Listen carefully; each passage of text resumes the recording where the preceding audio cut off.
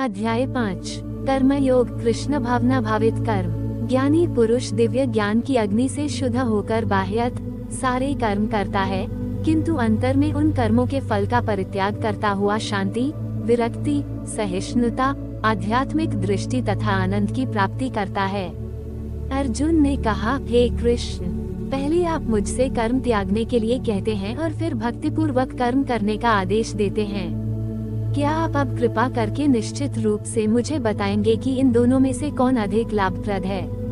श्री भगवान ने उत्तर दिया, मुक्ति के लिए तो कर्म का परित्याग तथा भक्तिमय कर्म कर्मयोग दोनों ही उत्तम हैं, किंतु इन दोनों में से कर्म के परित्याग से भक्तियुक्त कर्म श्रेष्ठ है। जो पुरुष न तो कर्मफलों से घृणा करता है और न कर्मफल की इच्छा करता है, वह नित्य सन्यासी जाना जाता है।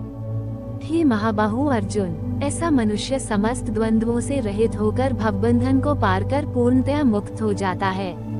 अज्ञानी ही भक्ति कर्मयोग को भौतिक जगत के विश्लेषणात्मक अध्ययन सांख्यत से भिन्न कहते हैं। जो वस्तुतः ज्ञानी है वे कहते हैं कि जो इनमें से किसी एक मार्ग का भली भांति अनुसरण करता है, वह दोनों के फल प्राप्त कर लेता है। जो ये जानता है कि विश्लेषणात्मक अध्ययन सांख्य द्वारा प्राप्य स्थान भक्ति द्वारा भी प्राप्त किया जा सकता है, और इस तरह जो सांख्ययोग तथा भक्ति योग को एक समान देखता है, वही वस्तुओं को यथारूप में देखता है। भक्ति में लगे बिना केवल समस्त कर्मों का परित्याग करने से कोई सुखी नहीं बन सकता, परंतु भक्ति में लगा हुआ विचारवान व्यक्ति शीघ्र ही परमेश्वर को प्राप्त कर लेता है। जो भक्ति भाव से कर्म करता है, जो विशुद्ध आत्मा है और अपने मन तथा इंद्रियों को वश में रखता है, वो सबों को प्रिय होता है और सभी लोग उसे प्रिय होते हैं। ऐसा व्यक्ति कर्म करता हुआ भी कभी नहीं बंधता। दिव्य भावनामृत युक्त पुरुष देखते, सुनते, स्पर्श करते, सूंघते, खाते, चलते फिरते, सोते तथा श्वास लेते हुए भी अपने अंतर में सदैव यही जानता रहता है कि वास्तव में वह कुछ भी नहीं करता। बोलते, त्यागते, ग्रहण करते या आंखें खोलते बंद करते हुए भी वह ये जानता रहता है कि भौतिक इंद्रियां अपने अपने विषयों में प्रवृत्त हैं और वह इन सबसे पृथक है। जो व्यक्ति कर्मफलों को परमेश्वर को समर्पित करके आसक्ति रहित होकर अपना कर्म करता है, वह पाप कर्मों से उसी प्रकार अप्रभावित रहता है जिस प्रकार कमलपत्र जल से अस्पृश्य रहता है। योगी जन आसक्ति रहित होकर शरीर, मन, बुद्धि तथा इंद्रियों के द्वारा भी केवल शुद्धि के लिए कर्म करते हैं। निश्चल भक्त शुद्ध शांति प्राप्त करता है क्योंकि वह समस्त कर्मफल मुझे अर्पित कर देता है, किंतु जो व्यक्ति भगवान से युक्त नहीं है और जो अपने श्रम का फलकामी है, वह बंध जाता है। जब देहधारी जीवात्मा अपनी प्रकृति को वश में कर लेता है और मन से समस्त कर्मों का परित्याग कर देता है, तब वो 9 द्वारों वाले नगर भौतिक शरीर में बिना कुछ किए कराए सुखपूर्वक रहता है। शरीर रूपी नगर का स्वामी देहधारी जीवात्मा न तो कर्म का सृजन करता है, न लोगों को कर्म करने के लिए प्रेरित करता है, न ही कर्मफल की रचना करता है। ये सब तो प्रकृति के गुणों द्वारा ही किया जाता है। परमेश्वर न तो किसी के पापों को ग्रहण करता है, न पुण्यों को, किंतु सारे देहधारी जीव उस अज्ञान के कारण मोहग्रस्त रहते हैं जो उनके वास्तविक ज्ञान को आच्छादित किए रहता है। किंतु जब कोई उस ज्ञान से प्रबुद्ध होता है जिससे अविद्या का विनाश होता है, तो उसके ज्ञान से सब कुछ उसी तरह प्रकट हो जाता है जैसे दिन में सूर्य से सारी वस्तुएं प्रकाशित हो जाती हैं।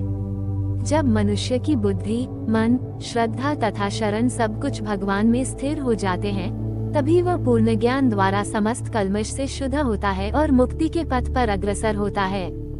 विनम्र साधु पुरुष अपने वास्तविक ज्ञान के कारण एक विद्वान तथा विनीत ब्राह्मण, गाय, हाथी, कुत्ता तथा चांडाल को समान दृष्टि संभाव से देखते हैं। जिनके मन एकत्व तथा समता में स्थित है, उन्होंने जन्म तथा मृत्यु के बंधनों को पहले ही जीत लिया है। वे ब्रह्म के समान निर्दोष हैं और सदा ब्रह्म में ही स्थित रहते हैं। जो न तो प्रिय वस्तु को पाकर हर्षित होता है और न अप्रिय को पाकर विचलित होता है, जो स्थिर बुद्धि है, जो मोहरहित है और भगवद विद्या को जानने वाला है, वह पहले से ही ब्रह्म में स्थित रहता है। ऐसा मुक्त पुरुष भौतिक इंद्रिय सुख की ओर आकृष्ट नहीं होता, अपितु सदैव समाधि में रहकर अपने अंतर में आनंद का अनुभव करता है। इस प्रकार स्वरूप सिद्ध व्यक्ति परब्रह्म में एकाग्रचित होने के कारण असीम सुख भोगता है। बुद्धिमान मनुष्य दुख के कारणों में भाग नहीं लेता जो कि भौतिक इंद्रियों के संसर्ग से उत्पन्न होते हैं। हे कुंती पुत्र, ऐसे भोगों का आदि तथा अंत होता है, अतः चतुर व्यक्ति उनमें आनंद नहीं लेता। यदि इस शरीर को त्यागने के पूर्व कोई मनुष्य इंद्रियों के वेगों को सहन करने तथा इच्छा एवं क्रोध के वेग को रोकने में समर्थ होता है, तो वह इस संसार में सुखी रह सकता है। जो अंत करण में सुख का अनुभव करता है, जो कर्मठ है और अंत करण में ही रमण करता है तथा जिसका लक्ष्य अंतर्मुखी होता है, वह सचमुच पूर्ण योगी है। वह परब्रह्म में मुक्ति पाता है और अंततो गत्वा ब्रह्म को प्राप्त होता है। जो लोग संशय से उत्पन्न होने वाले द्वैत से परे हैं, जिनके मन आत्मा साक्षात्कार में रत हैं, जो समस्त जीवों के कल्याण कार्य करने में सदैव व्यस्त रहते हैं और जो समस्त पापों से रहित हैं, वे ब्रह्मनिर्वाण मुक्ति को प्राप्त होते हैं। जो क्रोध तथा समस्त भौतिक इच्छाओं से रहित हैं, जो स्वरूप सिद्ध आत्मसंयमी हैं और संसिद्धि के लिए निरंतर प्रयास करते हैं, उनकी मुक्ति निकट भविष्य में सुनिश्चित है। समस्त इंद्रिय विषयों को बाहर करके, दृष्टि को भौहों के मध्य में केंद्रित करके, प्राण तथा अपान वायु को नथुनों के भीतर रोककर और इस तरह मन, इंद्रियों तथा बुद्धि को वश में करके जो मोक्ष को लक्ष्य बनाता है, वो योगी इच्छा, भय तथा क्रोध से रहित हो जाता है।